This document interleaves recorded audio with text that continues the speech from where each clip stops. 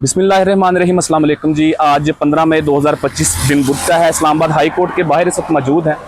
आज Al-Qadir trust case के हवाले से डिवीज़न बेंच ने इस्लामाबाद हाई कोर्ट के अंदर समाअत की। इस डिवीज़न बेंच के अंदर कायम मकाम chief justice Islamabad high court justice Faraz Dogar साहब थे और उनके साथ जस्टिस मोहम्मद आसिफ साहब थे।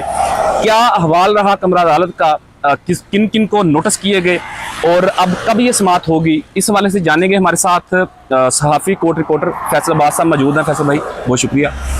आज के केस के हवाले से कमरा अदालत का क्या अहवाल रहा, जो मुख्तसर समाअत हुई, फिर नोटिस भी जारी किए गए, ज़रा नाज़रीन तक बताइएगा कि क्या सूरत हाल बनी। अच्छा देखिए, इसमें बेसिकली 190 मिलियन पाउंड केस के अंदर इमरान खान को 14 साल सज़ा सुनाई गई थी एहतसाब अदालत के जज नासिर जावेद राना ने, और बुशरा बीबी को 7 साल सज़ा सुनाई गई थी।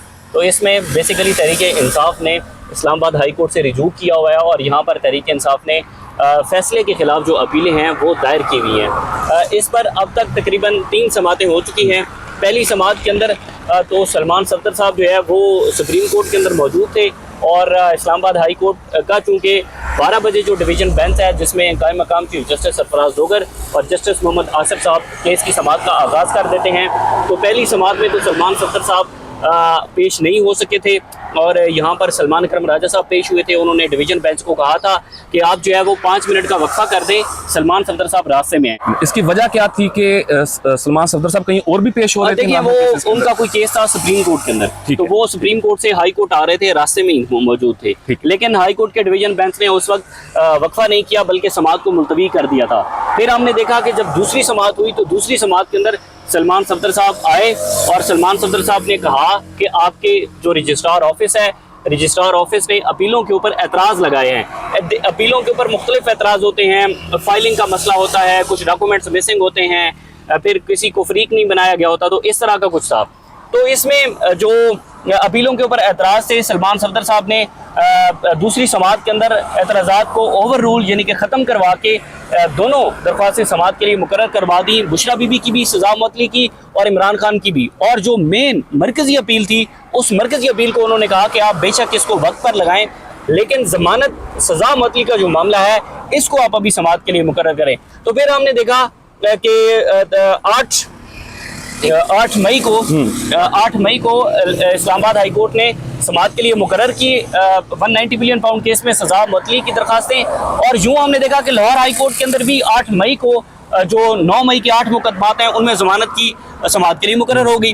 तो सलमान सफदर साहब चूंकि 9 मई के केसेस के अंदर भी वकील हैं और यहाँ पर अलकादर ट्रस्ट केस के अंदर दोनों केसेस के अंदर डिफेंस काउंसिल वही है, इमरान खान के सलमान सफदर साहब हैं। तो यहाँ पर जो वकील सलमान सफदर साहब का उनका एक अदालत में पेश होना मुमकिन था, तो जाहिर है उन्होंने इमरान खान साहब से गाइडेंस ली होगी। वो पहले पेश हुए लाहौर हाई कोर्ट के अंदर, और आज यानी कि दूसरी मरतबा फिर यही हुआ कि लाहौर हाई कोर्ट के अंदर भी समाअत के लिए मुकर्रर थी और इस्लामाबाद हाई कोर्ट के अंदर भी मुकर्रर थी। तो ये जानबूझ के मेरे ख्याल में ये सब कुछ किया जा रहा है, क्योंकि एक ही दिन रखी जा रही है। एक ही दिन जो लाहौर हाई कोर्ट के अंदर दरखास्तें थी वो तो पहले समाअत के लिए मुकर्रर हो गई थी कि उनके अंदर डेट पड़ चुकी थी और उन डेट वाज़ेह थी कि आज यानी कि 15 जुलाई को 9 मई के 8 मुकदमात के अंदर जमानत है। तो यूँ इस्लामाबाद हाई कोर्ट ने रात को हैरान कुन तौर पर आज ही के रोज़ ये मुकदमा समाअत के लिए मुकर्रर कर दिया। सलमान सफदर साहब चूँकि यहाँ पेश नहीं हुए, उनकी सोमवार के रोज़ इमरान खान साहब से मुलाकात हुई थी और मुलाकात के दौरान ज़ाहिर है उनसे गाइडेंस ली होगी। तो सलमान सफदर साहब इस वक्त जो है वो लाहौर हाई कोर्ट के अंदर मौजूद हैं और वहाँ पर जो 9 मई के 8 मुकदमात की ज़मानत है वहाँ पर वो आर्गू कर रहे हैं। अच्छा, आज जो कमरे अदालत के अंदर माहौल था वो कुछ यूँ था कि तकरीबन 20 से ज़ायद जो तहरीक इंसाफ के रहनुमा हैं वो कमरे अदालत के अंदर मौजूद थे, सारी लीगल टीम मौजूद थी। लतीफ़ खोसा साहब रोस्टम पर गए और उन्होंने कहा कि हमारी आपके पास जो है सज़ा मुअत्तली की दरख्वास्तें हैं, तो आप इनको सुन लें। इनके ऊपर जो है वो सलमान सफदर साहब उन्होंने बताया कि क्यों नहीं पेश हुए, और लतीफ़ खोसा साहब को कायम मकाम चीफ जस्टिस सरफराज डोगर साहब ने कहा कि इनके ऊपर एतराज़ात हम दूर कर चुके हैं, नोटिस कर देते हैं नैब को और नैब से जवाब तलब कर लेते हैं। लतीफ़ खोसा साहब ने ये ज़रूर कहा रोस्टम के ऊपर कि आप इसको आइंदा हफ्ते समाअत के लिए मुकर्रर करें। तो यूँ जो चीफ जस्टिस साहब हैं उन्होंने कहा कि मैं रोस्टर देखूंगा और रोस्टर के मुताबिक इसको समाअत के लिए मुकर्रर कर दूंगा। लेकिन जिस तरह से आर्गू सलमान सफदर साहब करते हैं उस तरह से लतीफ़ खोसा साहब नहीं कर सकते।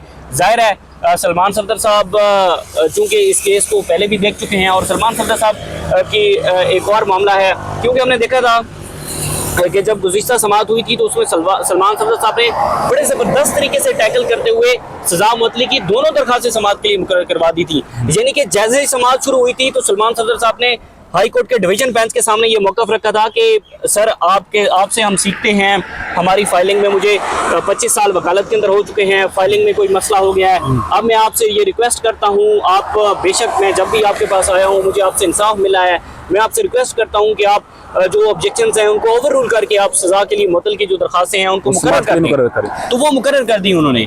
तो लतीफ़ खोसा साहब शायद उस तरह से आर्गुमेंट नहीं कर सके। अच्छा, अब नैब को नोटिस कर दिए गए हैं और आइंदा हफ्ते रोस्टर देखकर फिर समाअत के लिए रोस्टर होता है हर हफ्ते का, और उस हफ्ते के रोस्टर के मुताबिक डिवीजन बेंच जब मुयस्सर होगा, अवेलेबल होगा, तो उस वक्त इसको समाअत के लिए मुकर्रर किया जाएगा। लेकिन खदशा है कि कहीं ऐसा ही ना हो कि फिर उसी दिन समाअत के लिए मुकर्रर किया जाए जैसे लाहौर हाई कोर्ट के अंदर समाअत। अच्छा फैसल, हम देख रहे हैं कि जैसे तोशाखाना 2 की समाअत कोई 9वीं या 10वीं दफ़ा मुलतवी कर दी गई है बगैर समाअत के।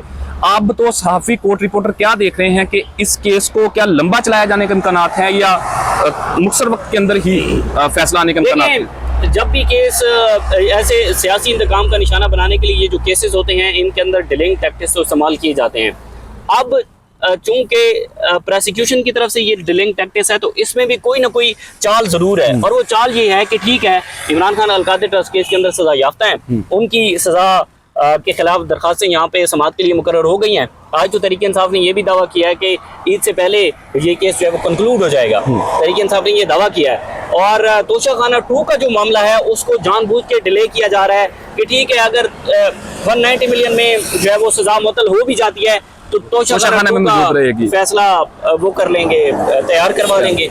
उनको तैयार करवाने में कितनी देर लगती है, तो यही वजह हो सकती है। अच्छा, एक आखिरी सवाल फैसल भाई, गुज़िश्ता कल जो पेरोल पे रिहाई का मामला था उसके ऊपर क्लैरिफिकेशन लोगों को आ गई, लेकिन अभी भी थोड़ा सा अभाम बाकी है। आप मुख्तसरन बताइएगा कि वो जो पेरोल के ऊपर रिहाई थी कल जो उसकी समाअत हुई है, अब उसकी अगली समाअत कब है और वो मामला किस तरफ जाता हो आप देख रहे हैं? देखिए, पेरोल के ऊपर जो रिहाई की दरख्वास्त है मेरे ख्याल में तो उसके ऊपर अगली समाअत नहीं होगी और उसके ऊपर एक रिटर्न ऑर्डर ही आएगा, जैसा कि कमरा अदालत के अंदर चीफ जस्टिस साहब ने कहा था कि जनाब मैं ऑर्डर दूंगा इसको, मैं इसके ऊपर रिटर्न ऑर्डर करूंगा। और उन्होंने कहा था कि आप पहले जाके पंजाब हुकूमत से रिजू करें। अब तहरीक इंसाफ तो ये भी कह रही है कि उन्होंने पहले पंजाब हुकूमत से रिजू किया हुआ था। अब किया हुआ था तो तहरीक इंसाफ को ये मामला चीफ जस्टिस साहब के सामने रखना चाहिए था कि हमने पंजाब हुकूमत से पहले रिजू किया हुआ है और पंजाब हुकूमत ने हमारी दरख्वास्त मुस्तरद की हुई है। अगर ऐसा था तो तहरीक इंसाफ ये रखती, क्योंकि जो पंजाब हुकूमत से रिजू करने का मामला था वो मीडिया में पहले सामने नहीं आया, वो हमने यहीं पर सुना। अब उस दरख्वास्त के अंदर 2 एतराज़ लगे थे। एक एतराज़ तो ये लगा दिया था कि जनाब जो इमरान खान को बराह रास्त तौर पर इसमें फरीक नहीं बनाया गया और इमरान खान नैब के केस में कस्टडी में है तो नैब को भी फरीक नहीं बनाया गया। तो ये मामला भी सरफराज जोकर साहब ने कहा, उन्होंने एतराज़ ख़त्म भी नहीं किए, दरख्वास्त मुस्तरद भी नहीं की, मंजूर भी नहीं की। उन्होंने कहा कि मैं इस पर रिटर्न ऑर्डर दूंगा। तो रिटर्न ऑर्डर जाहिर है वो यही आएगा कि जनाब वो तो अब जंग का मामला ख़त्म हो चुका है, क्योंकि जंग की वजह से और उसके अंदर इस्तदा यही थी कि प्रेयर यही थी कि जनाब जंग का माहौल है और मोदी अटैक कर सकता है अडयाला जेल के ऊपर, तब तो वो कह देंगे कि जनाब जंग का मामला जो है मामूल के ऊपर आ गए हैं। और बिल्कुल नाज़रीन, अब उस शॉर्ट ऑर्डर का इंतजार करना पड़ेगा जो चीफ जस्टिस साहब देंगे, उसके बाद ही उस हवाले से क्लैरिटी सामने आएगी। लेकिन आज जो अलकादर ट्रस्ट केस के हवाले से जो पेशरफ्त हुई, कमरा अदालत का जो अहवाल था और नोटिस जारी किए गए, अब अगले हफ्ते के अंदर क्या ये केस दोबारा समाअत के लिए रखा जाएगा, फिर जो भी तफसीलात होंगी वो जरूर आपके सामने रखेंगे। अब तक के लिए इतने अपने मेज़बान ज़ीशान नूर को फैसलाबाद के साथ इजाज़त दीजिए। अल्लाह ने के बाद।